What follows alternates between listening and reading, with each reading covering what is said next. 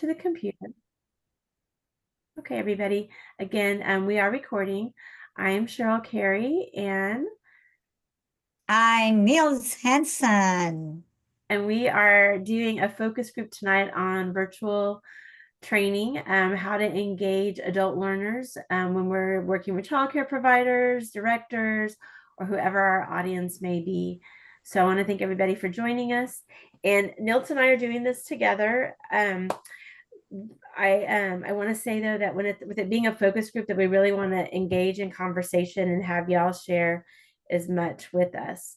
So I do have a PowerPoint. Let me go ahead and share my screen. And let's see. Okay, here we go. And then let me know when y'all can see it.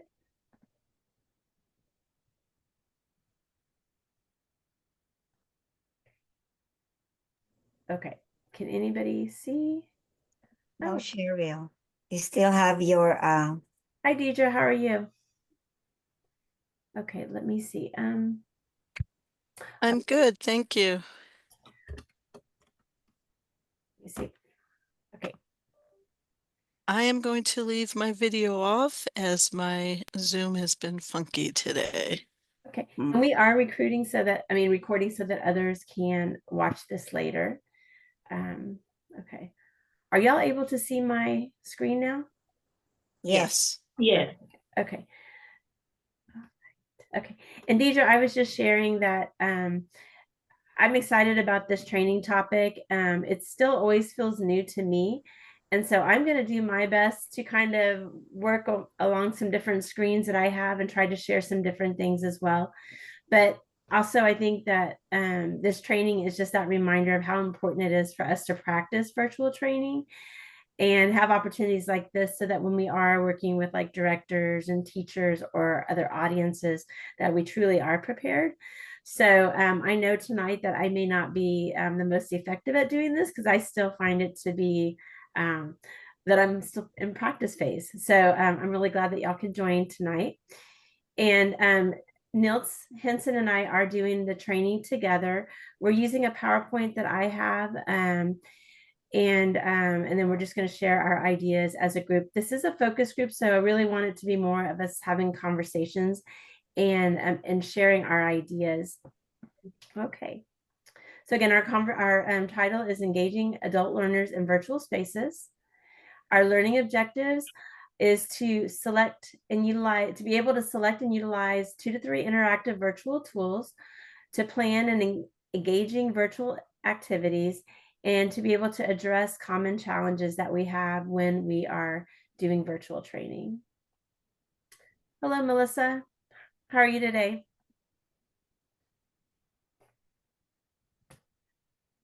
Let's see. Okay. So I want to try to do some things on using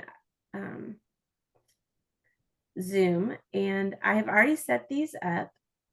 So I'm going to pause my sharing and stop sharing for a minute. And I am going to have y'all do let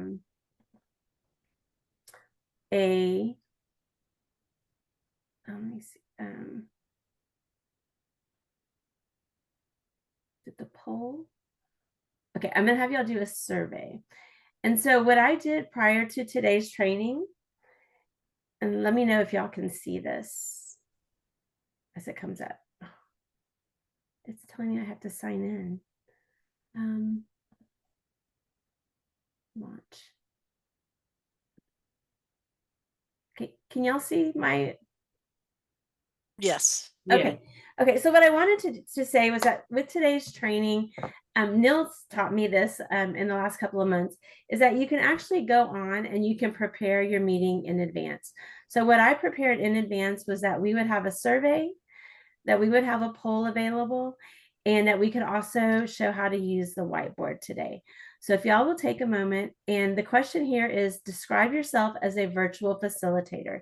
Do you think of yourself as being a beginner, an intermediate, or an expert?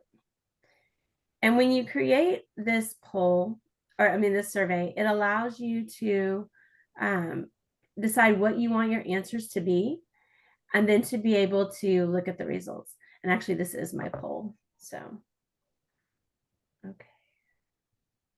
Let's see, I think we have everybody. Okay, so we have a beginner. It's not for me, and I think I know who that friend might be. Denise, I bet that was your answer. We've already had that conversation. And then intermediate, we have 1 out of 4. And then expert is 2 out of 4. And I think I'm going to put myself kind of in the middle. Because again, what I feel like is the more that I practice, the more likely I am to continue to do virtual trainings. So I'm going to end that poll. And then I'm going to try to do the survey that I had. Let me see if I can get that to come up. Okay, so and then oh, let's see.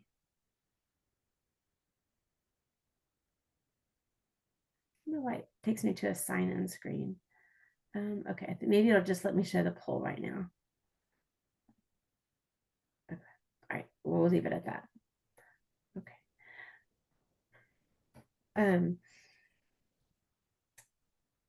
The other survey was going to be, would you rather? And that was, would you rather be in person, virtual, or willing to do both?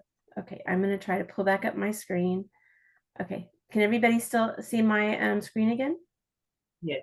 Yes. Oh, good. Okay. Yes. Okay.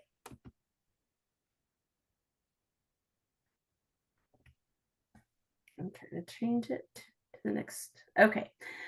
So now what I want to do is have y'all get into small groups and talk about what are the biggest challenges with engaging adults in virtual training. And the reason that we're going to do this is because we're going to get into the breakout rooms. And the way that I did the breakout rooms is you go to where, when you're the facilitator, at the far right corner, you're going to see where it says more, and you have a drop down, and it will let you do the breakout rooms. And I'm going to have the option of, this was already created. Let's see. I'm going to do 2 breakout rooms. I'm going to let y'all choose which room you would like to go to and create it. It was actually created earlier, but it didn't work. Okay. And then I'm going to open all the rooms. And then you can choose to go between one of these 2 rooms. And again, what you're going to do is just write down, what do you think are the biggest challenges with engaging adults in virtual training? And we're going to do this for about 2 minutes. And then I will bring y'all back into our main room. A couple minutes.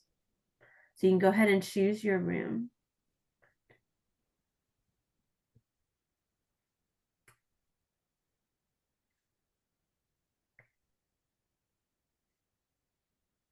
And Denise, I'm not sure if you've done this before, but just go ahead and hit one of those 2 buttons that tells you to join room 1 or 2. So maybe go to 2. Nils and Denise, you can go to 2. Let me see.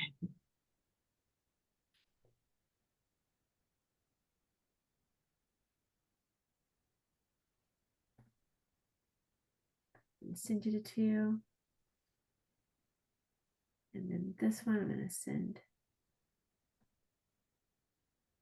Okay.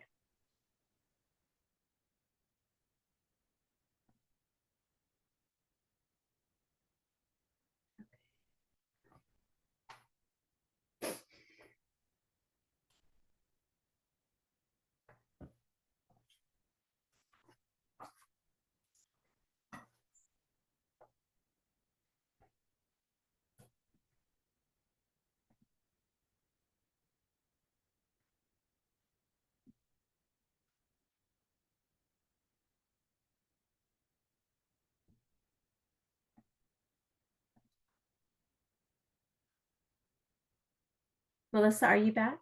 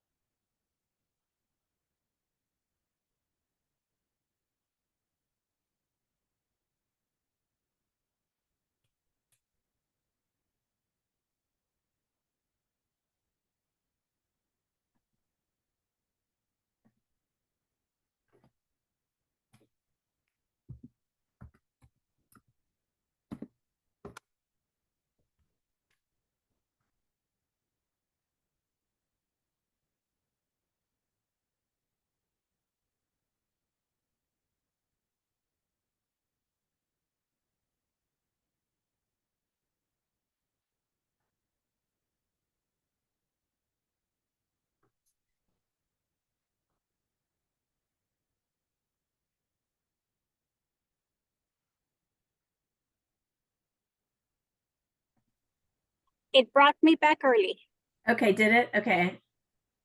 And that's fine. I just wanted us to kind of try it. Let's see.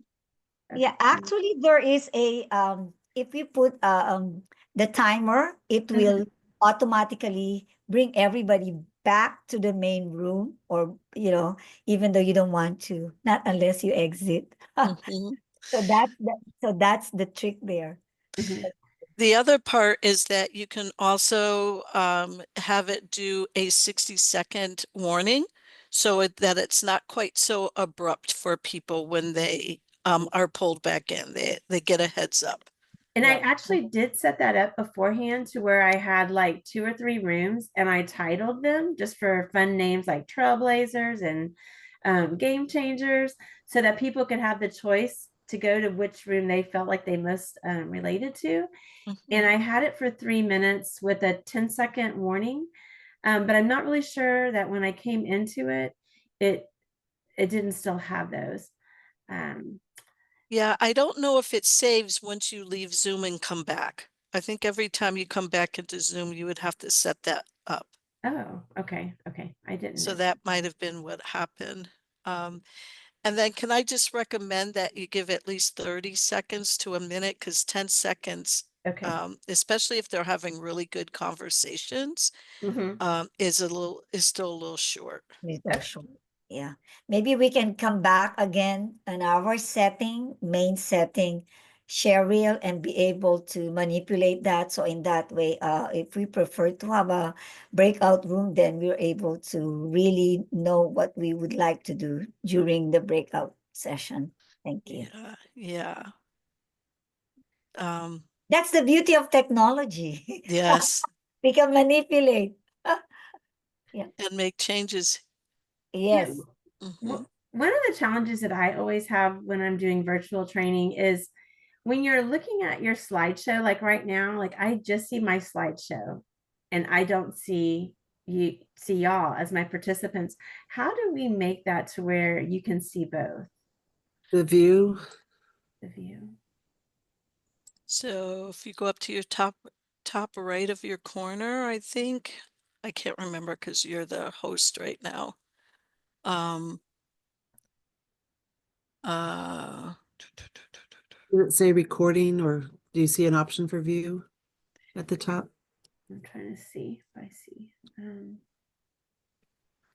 I see mute, stop video, security, participants, chat, new share, pause share, start summary, AI, slide control apps, and then under more. Under more, I see oh, I think you're in the 3 dots literally at the top right of your screen. maybe my screen isn't showing the full. You, Yeah, on your PowerPoint, do you see a slideshow tab?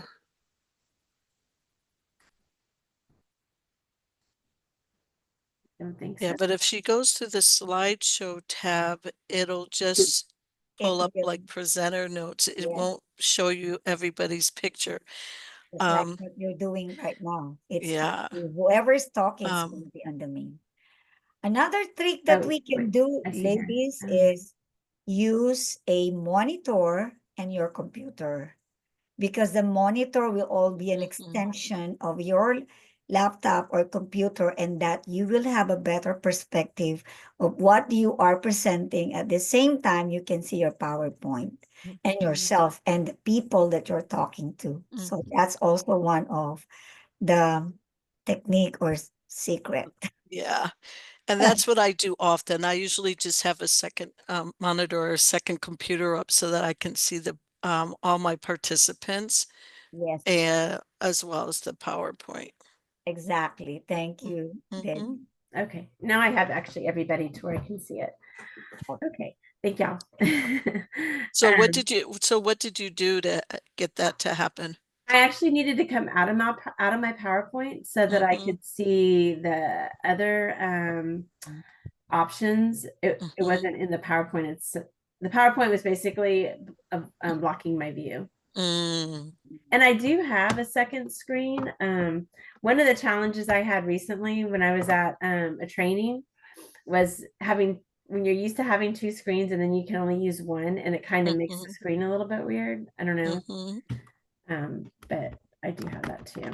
So I have that. Okay.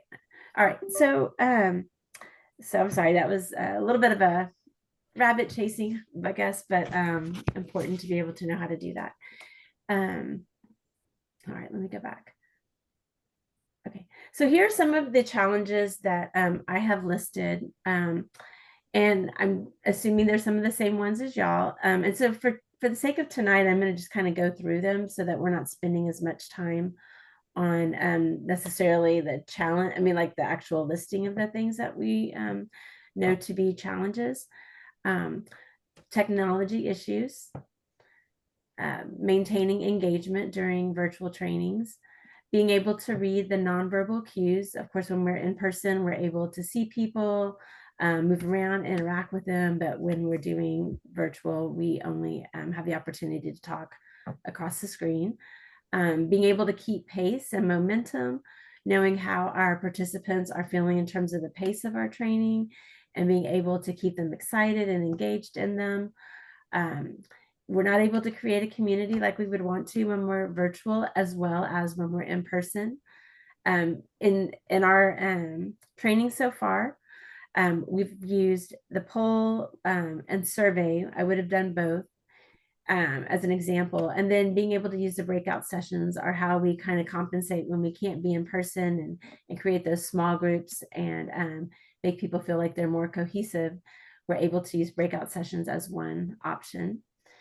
Being able to access understanding.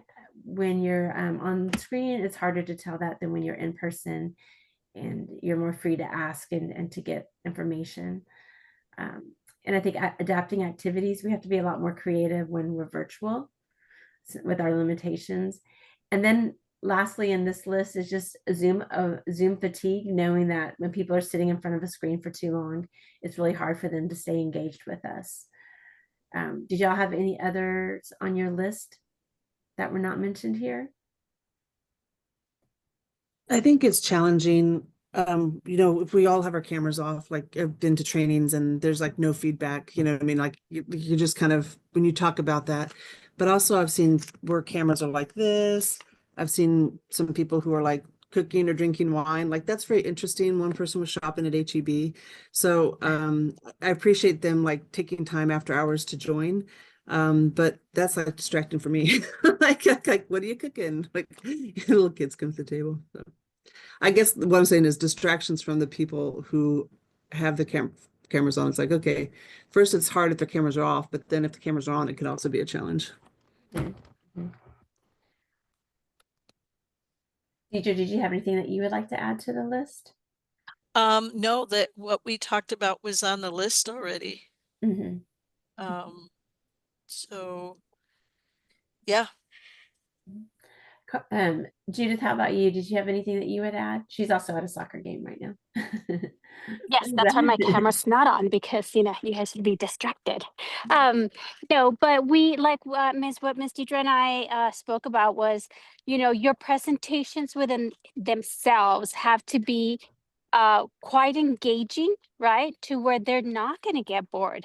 So if it's like just a virtual presentation, every couple of slides, throw in an activity, ask a question, have them stand up, stuff like that, so that they maintain the focus for the information that you're trying to portray or give them, and at the same time that engagement, because they're not going to be engaged if they are falling asleep. Correct.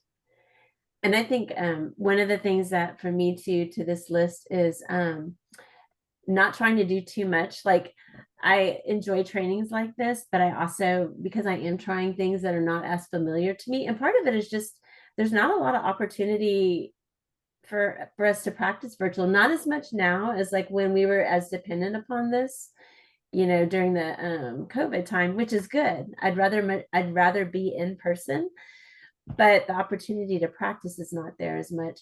And I think trying to do more, trying to have so many different things, really wanting to make sure that we're comfortable with them when we're trying to do them. And because that in and of itself can be a distraction, like if somebody's not proficient with the technology or the activities that they're trying to use. Let's see. Even right now, I'm trying to manage my screen. Okay. The next thing here is, I think, is just remembering to begin with our presentation. And Denise, I'm really excited to have you here. Denise is probably our newest trainer. And so she's actually working on creating her first training. So I think Denise, this is like really some of these tips are for you, even as one of our newest trainers, is to realize how important the presentation is in both a virtual and an in-person training, but making sure that your presentation is dynamic. And can I interrupt for a second? I'm sorry that I don't know if anybody else is seeing this, but all I'm seeing is your desktop. Oh, I'm not seeing the presentation. Is that just me? No, Carla's game. yeah. So I wasn't sure Caleb's. if you wanted us to see the Now can you see it presentation again? But thank you for the call out. yes, there it Yes, is. there we go. Thank you. Okay. Thanks for pointing that out. I was looking at it. I tried going to my other screen and didn't realize it stayed on the opposite screen. So thank you, Deidre. You're welcome. So again, kind of saying here, like Judith, like as you started to say, is that to making sure that it's really, dynamic, that we're keeping their attention, that our presentation itself is uncluttered, that it's really clear and concise, really simple. And this is somewhere where I think I've grown as a trainer, because I remember in the past, I used to like try to have all the information I wanted to share on a slide. And I think that's really hard when we see it in person, but even harder when we're, on Zoom and we're trying to read the slides if they have way too much information. I think being interactive and being question driven is important in our presentations. Having more real world and relevant examples, case scenarios, information in our presentations. Having actions that they can take, being story based, and this in general engaging. What are some of the things that y'all think are important when it comes to having your presentation?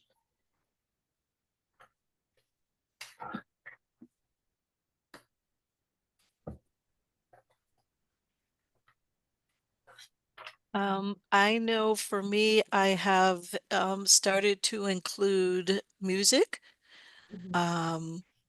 And I have also started to include small movement clips. So when I say small, I mean short music clips, usually of children doing some type of movement between, I don't know, 5 to 20 seconds. And I will introduce them as our movement facilitator and encourage everyone to either stand up or, do the movements while they're sitting. And Like a brain break, Deirdre? Yes, except it's just with the video of the small, it's usually, because I'm preschool, right? So it's usually preschool or even an infant or toddler dancing in some way, shape, or form. It gets everybody smiling and laughing. And I've been doing there's a lot of research out there that talks about what that does and how that when we do that within a group, then we're actually creating shared movements, shared moments. And that's going to increase your bonding and your community building. And it is true. It actually works. So I've been doing a lot of that. That's relating back to Becky Bailey, she has her like even just doing the Pledge of Allegiance, that's pulling people together in that sense of community and kind of a unit. So that's neat. Where do I you, know, like for us, we start all our sessions, all our virtual sessions with like an icebreaker, which really much engages those providers to even though we say, hey, this is an interactive virtual presentation, they don't always want to. So we try to have like either a thought-provoking question or an activity that really gets them going. And then you can tell who's going to actually talk and who's not. Mhm. DJ, when you talked about having these like short clips or music clips with children, where do you find those? I steal them off the internet. Are they like YouTube clips They, generally? they are, or if they come off of Facebook, then I'll save them and then I'm able to embed them. So, yeah. And, and so the way I do it, because I do a lot with other trainers, is I will do the best I can to give credit. So I'll just post the URL that I got it from underneath the video. So at least I'm giving some type of credit since I can't cite a true source.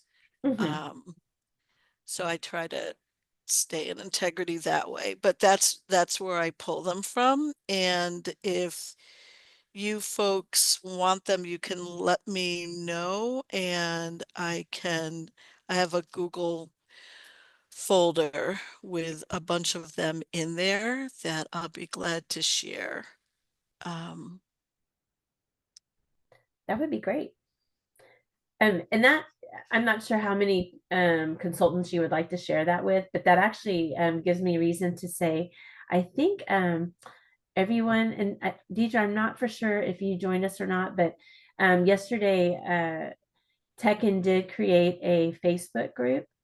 That's mm, a private group, mm, to make our communication a little bit easier. Because as it is right now, we're sending out constant contact or emails, but we're not really able to interact, And so this mhm. makes it easier to share information in the live Facebook group, and hopefully a better way to support our consultants. So if you're not Oh, on that, great. Deidre, I can help you to join it. Okay. And having said that, I get to jump into a group that I'm coaching. So I am going to leave you ladies and thank you for Thank you the for great joining us. conversation. Yes, thanks for joining us. Okay. Thank you. Any other ideas about the presentation and what we can offer in terms of guidance for it?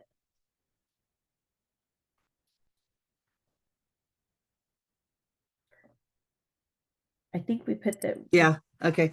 One of the things I think is powerful is sometimes people leave a PowerPoint and they'll just run it through and just kind of leave it up.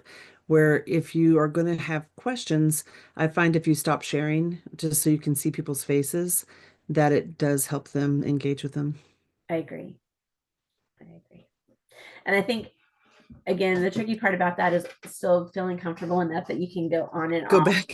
And so Yeah. make sure that, I think I like to see people, and that's I think what makes the virtual more challenging, but is to know that you can in fact go on and off. So with that said, I'm going to show our next one. Can everybody see that? Yes, it's Just on. went away. Oh, There it is. it's, Okay. yeah. Yep. Okay. Yeah. Yeah. I often feel like everything just kind of moves around on the screen instead of just staying in one place. Okay. Um, so we did this slide of just being aware that your presentation should be simple, inviting, engaging.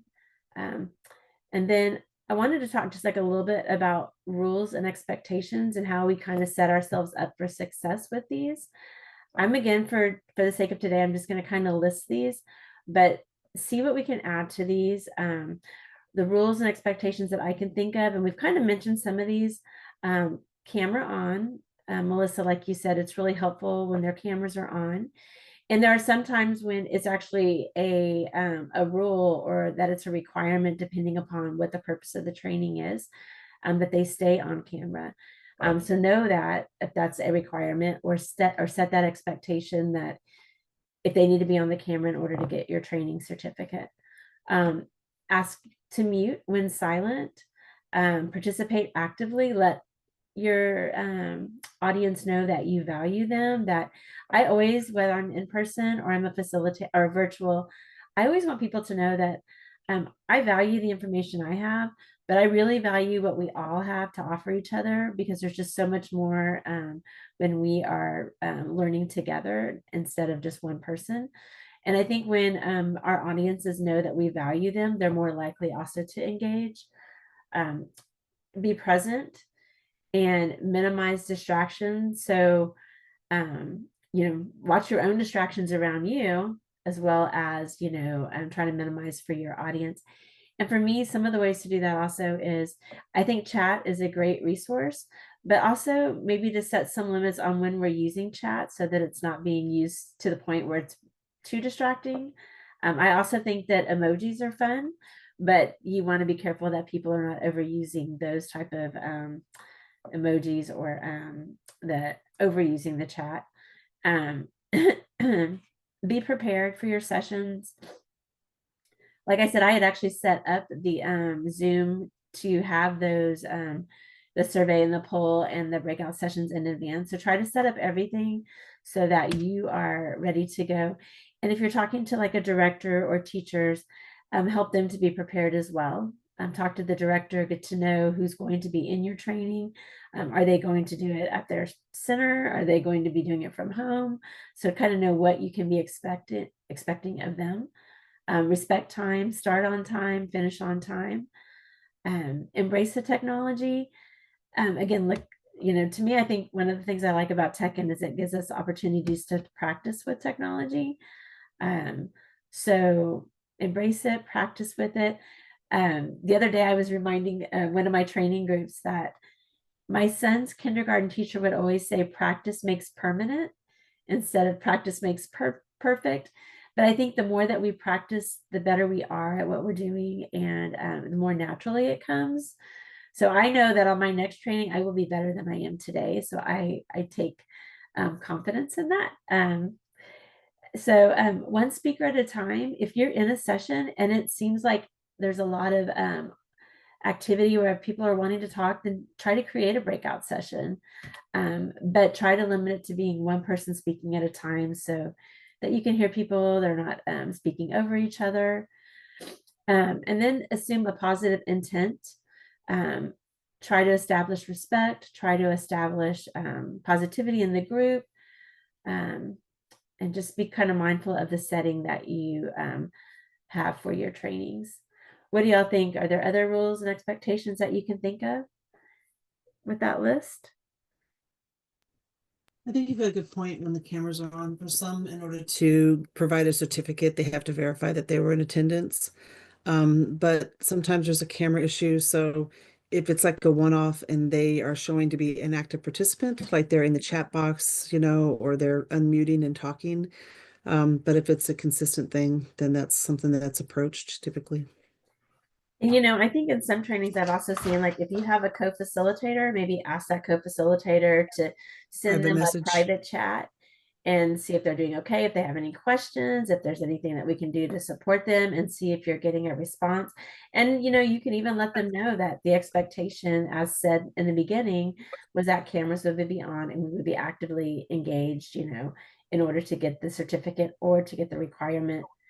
Because if we're being paid to give a training to a center, the director's expectation is that their teachers would be actively participating in that training.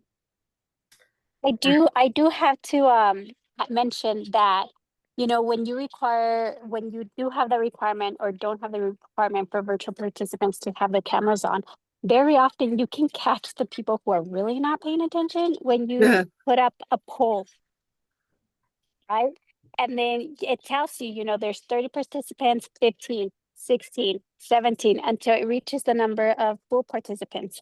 And you will often see who's really not paying attention, because they will not complete those polls, or they are away from their phones and they're rushing back, or, computers, whatever it is. So while, those polls are initially very interesting to find out information, they actually work to catch the people who are not really paying attention to. Melissa, I know you get to do, I think, more trainings have you ever considered that with your polls? Or We so because it's a requirement for ours that we have a system that's in place, and so it's like a written out procedure. So if someone is facilitating, it's a private message to them. If they're not, then it can be, you know, a message to like a staff person, their coach, their mentor. And then if they're not participating after 20 minutes, like you've messaged them, there's no response, they don't come off chat, you can move them into the weight room. And then you can see if they try to log back in or try to connect back in after that point. And so typically, sometimes if they're in the waiting room, that's it. Like they make no move to come back in. You're aware that they're not there. Then the last 10 minutes of the training, it's like, oh, I'm right here. It's like, no.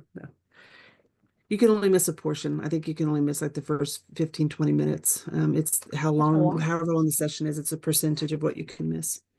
okay. Nils, how about you? Do you have any rules or expectations, or how do you verify attendance with your trainings that you would like to suggest? I think everybody have said about it, but the rules or expectation, I normally, or housekeeping rules, I normally share this before the start of the the training, because in that way everybody will know exactly what are the things that they needed.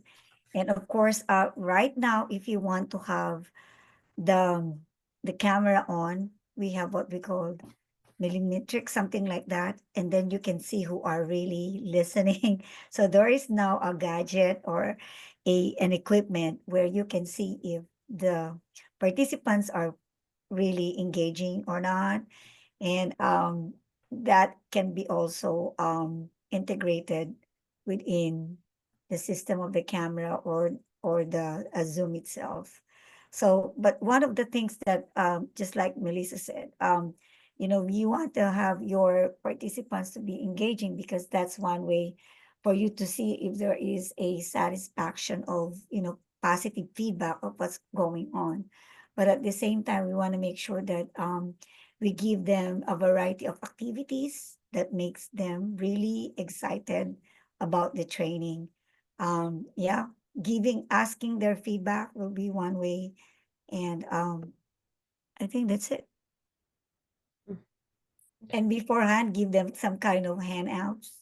So that's why I told you before, it would be nice if there's two people, you know, one presenting and the other one is assigned, for instance, in the chat room, you know, checking in, you know, giving feedback, and the other one is kind of co-hosting and making sure that you know, they'll be able to get in touch whatever there's a questions, or they can post some kind of information, or put an information down on the chat box.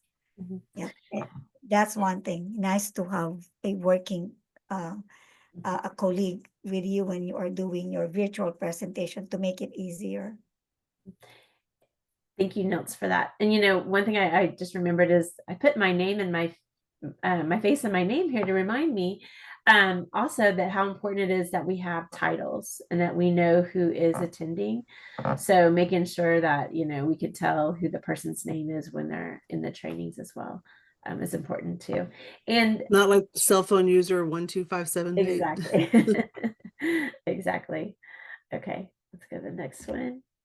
Okay, so here are some interactive tools. And these are just a few that I named, and we can talk a little bit about what we do to help keep the trainings more engaging. So we did the polls, and I know, Melissa, I know you're familiar with most of these, and Nils as well. And Denise, I'm not sure if some of these are still new to you. Have you ever used a word cloud?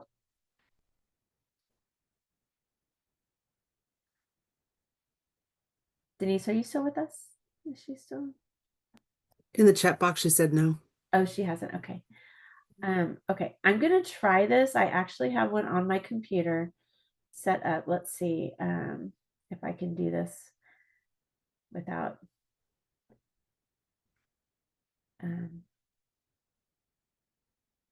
okay, here it is.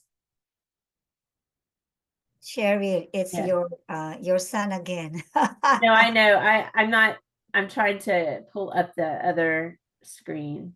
I don't Oh, think. by the way, I now I remember it's Mentimeter.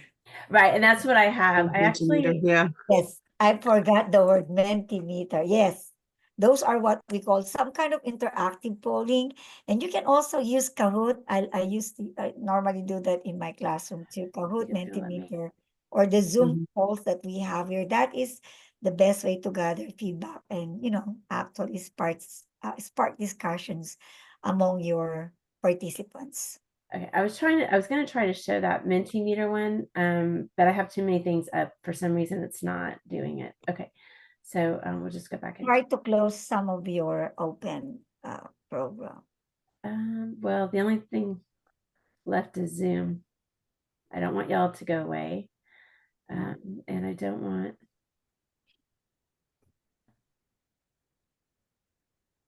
I have it. I just. While you're doing that, Sherry, I'm going to Uh-huh. share also that during our visual collaboration, we can use also Jamboard, Miro, Padlet. Padlet is nice because it's also a way to, encourage participation from our, uh, people attending the training. It gives them also some kind of, I will say, their expression, they can give their ideas by writing in the Padlet and be able to share what they want to share, even though they are just writing down all their information.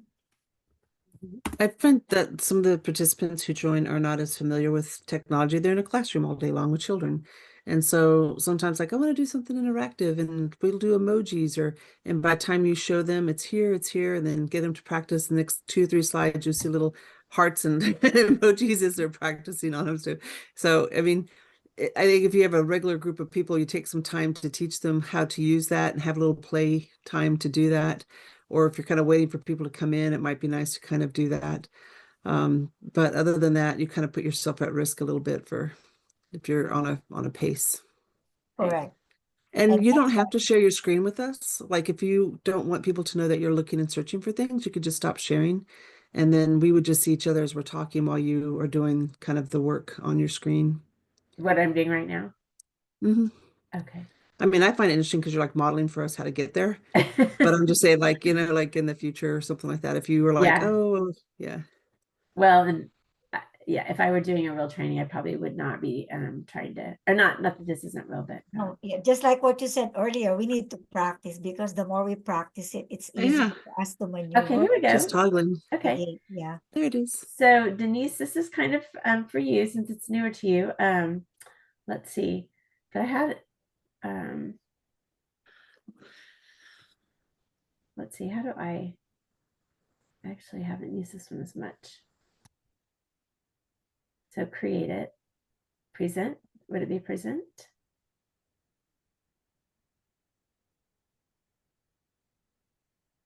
I think we have to use the power, we have to use the, Got a QR code. yeah, the QR code, right? And then the question was, what resource do you like during training? Let's see if we can all put in one and if it'll come up. Cheryl, I know we use this every week for our organization meeting. I know that there's a way where you can just copy the link, post it on the chat, and then people go and click the link, type in the word, and it automatically puts it in. It like for me, I'm on a cell phone right now, so I could not scan that QR code. Okay.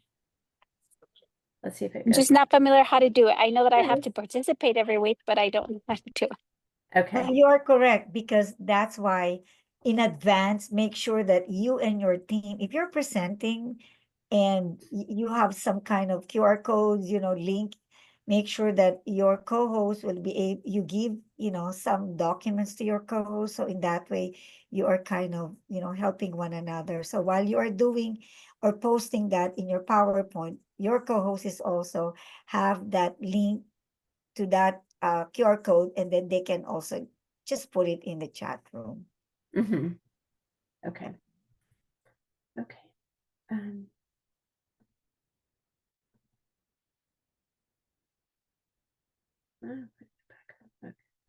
Thank you, Denise. Yeah, thank you. Did she try one? Yeah, it's there. Who's winning? Okay.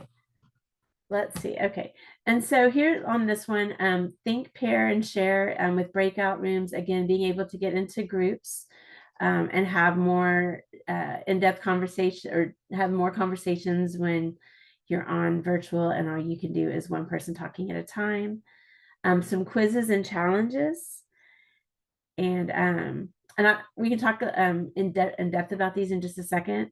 I have here a virtual show and tell, Kahoot, collaborative whiteboards, and Niltz has been really good to show how to use the whiteboards, a virtual scavenger hunt, escape room, brain breaks, movement, and stretching. These are all things that we can use when we're doing virtual trainings. Let's see, I'm gonna go back. Okay. So again, some of the things that we talked about was the interactive polls, surveys, word clouds, which like the Mentimeter. Has anyone used Slido? Is it with an E in it? SLIDEO? It's SLIDO. Yeah, yeah. I've looked at them before where usually colleges use them when they upload their slideshows to share with other colleagues. Quizzes and challenges. I think about also if you can set it up on your computer, would be like do a trivia. You could do like some form of a Family Feud type of game. Being able to do like the pyramid are fun. Brain breaks, movements, also breathing. Doing breathing online is good. Two truths and a lie. So playing those where you tell a little bit about yourself and being able to share. They also mentioned doing charades. You can do that. And I haven't used Jamboard as much. Let's see. I was going to say something that I've done also that I think can be fun to keep these engaging. And one of my recent is doing like just fun facts, riddles. I came across some riddles that was fun. And then also riddles. Oh, statistics, including statistics is good.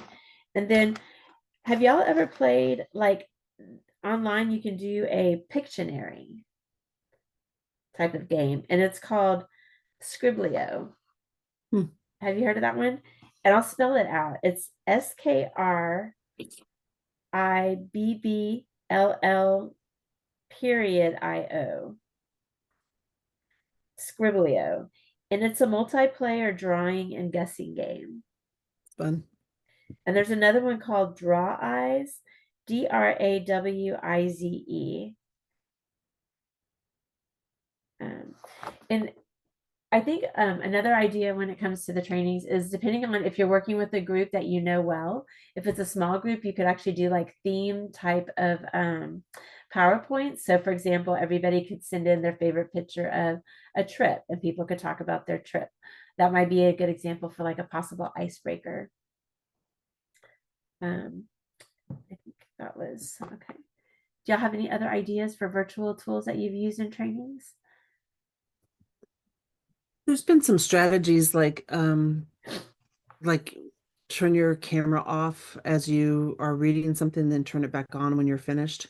So you can kind of get an idea for that. And it gives a little bit of a break for people like on camera. You just do it for like, 2 minutes or depends. Like, I heard Deirdre before she left said she does like all day trainings. And it's like, so like don't forget about bathroom breaks. Sometimes people go, and when I worked with the military as a trainer, they set it where you did 50 minutes of instruction and 10-minute break. 50 and 10. Well, based on what I'm doing also, we need to balance content and engagement.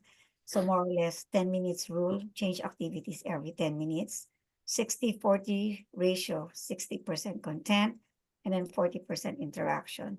And then you should also have information chunking, where you can also have break content into digestible, segments. So in that way, your participants will be able to be engaging And last but not the least, we need to energize, because if you are doing some virtual information set, okay, you know, because you cannot really touch your participants. Not unlike in virtual, you can walk, you can do, you know, but you know, you have to be enthusiastic, you have to have zest. So when you are in the virtual, as if you are, pretend yourself you are in the room full of people yourself, so they will see exactly how, you know, engaging and enthusiastic you are, just like any other in-person training that you're having. Yeah, thank you. I agree. I agree. Those are all good. Okay, we're almost about finished, and let me go back to sharing, back to my screen. Oh gosh. Let's see. Okay, here we go.